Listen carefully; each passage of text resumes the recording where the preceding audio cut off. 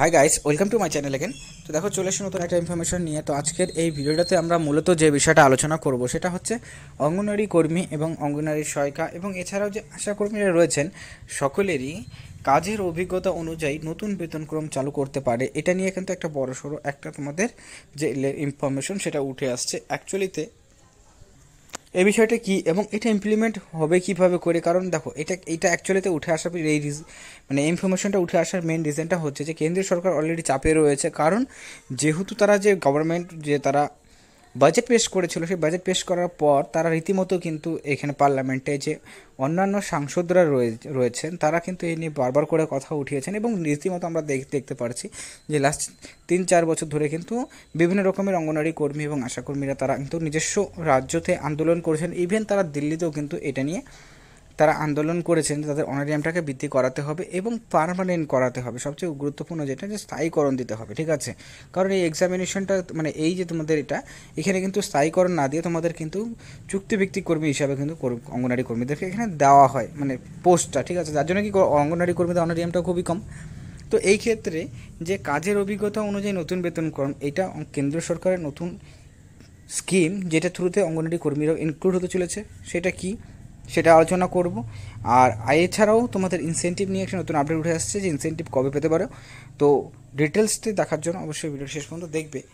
আর যদি তোমাদের ভিডিওটা ভালো লাগে লাইক করবে, চ্যানেল নতুন থাকলে চ্যানেলটিকে সাবস্ক্রাইব করে রাখবে। এবং তো চলো সময় না করে মেন বিষয়টা ভিডিওতে আলোচনা করা যাক। তো দেখো, প্রথমত বলে দিচ্ছি যে এখানে কাজের অভিজ্ঞতা বলতে কী বোঝানো হচ্ছে। কাজের অভিজ্ঞতা বলতে যে সমস্ত কর্মী যারা রয়েছে, মনে করো 10 বছরও রয়েছে, তারা হচ্ছে কাজ করছেন, বা 5 বছর প্লাস যারা কাজ করছেন, ঠিক আছে? কারণ এগুলো রিক্রুটমেন্ট হতে মনে করো 5 বছর 10 বছর পরে রিক্রুটমেন্টগুলো হচ্ছে। আর এখানে সবচেয়ে গুরুত্বপূর্ণ যেটা যে 50% প্রমোশন এর যে ক্যান্ডিডেটগুলোর কথা বলা হয়েছিল, সেটা কিন্তু অনেকটা জায়গায় অনেক রাজ্যতে মানা হয় না। এটা একটা কোশ্চেন অবশ্যই রয়েছে। তো সেই ক্ষেত্রে তোমাদের কাজের অভিজ্ঞতা এখানে কিন্তু 10 বছর প্লাস, মানে 10 বছর যারা কাজের অভিজ্ঞতা রয়েছে যে সমস্ত কর্মীদের, তাদেরই কিন্তু এই বেনিফিটগুলো তারা পেয়ে যেতে চলেছেন। কিন্তু তার মানে এটা নয় যে বাকি যে কর্মীরা রয়েছেন তারা এই বেনিফিটটা পাবেন না, ঠিক আছে? কারণ এখানে বেসিস করে যে বিষয়টা, এখানে বেতনক্রমটা আলাদা, মানে বেসিক্যালি কি এখানে প্রমোশনের কথাটা আসছে কীভাবে করে।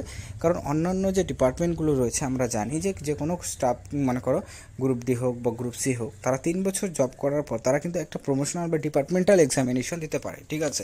ডিপার্টমেন্টাল এক্সামিনেশন তারা যদি ক্লিয়ার করে তাহলে পরে তারা কিন্তু উচ্চ পোস্টে তাদেরকে প্রমোশন দেওয়া হয়, ঠিক আছে? এবং ডিপার্টমেন্টাল এক্সামিনেশনে তোমরা যদি কাট অফগুলো দেখো তাহলে তোমরা জানতে পারবে যে খুবই কম থাকে, যেখানে ইজিলি কিন্তু একটা কর্মী সেখানে পাস করে উপর উচ্চ পদে তারা যেতে পারেন। যেমন হচ্ছে অঙ্গনওয়াড়ি কর্মী যারা রয়েছেন তারা সুপারভাইজার পদে যেতে পারেন, ঠিক আছে?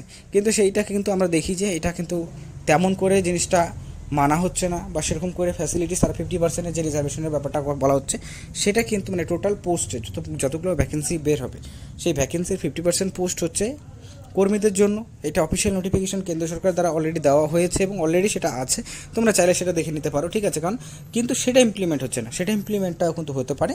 এবং এই ক্ষেত্রে কর্মীদের এক লাফে বেতনক্রমে পরিবর্তন আসতে চলেছে। এবং এই ক্ষেত্রে তারা 17 থেকে 18 হাজার টাকা যে বেসিক পে রয়েছে, সেই টাকাটা তারা কিন্তু পেয়ে যাওয়ার সম্ভাবনাটা প্রবল রয়েছে। এখন এটা কবে থেকে লাগু হতে পারে? 2024-এই কিন্তু এটা লাগু হওয়ার যে প্রবণতা রয়েছে সেটা কিন্তু বেশি, ঠিক আছে? কারণ এই 2024-এ কিন্তু অনেকগুলো চেঞ্জেস আসতে চলেছে। গভর্নমেন্ট মানে যে গভর্নমেন্ট সরকার, মানে যে সরকারি 4 জনের মধ্যে তোমাদের হচ্ছে ইলেকশনের রেজাল্টের পর সরকার গঠন করুক না কেন, তারা কিন্তু অবশ্যই অঙ্গনওয়াড়ি কর্মী আশাকর্মীদের ওপর জোর অবশ্যই দিতে চলেছে। এবং যেটা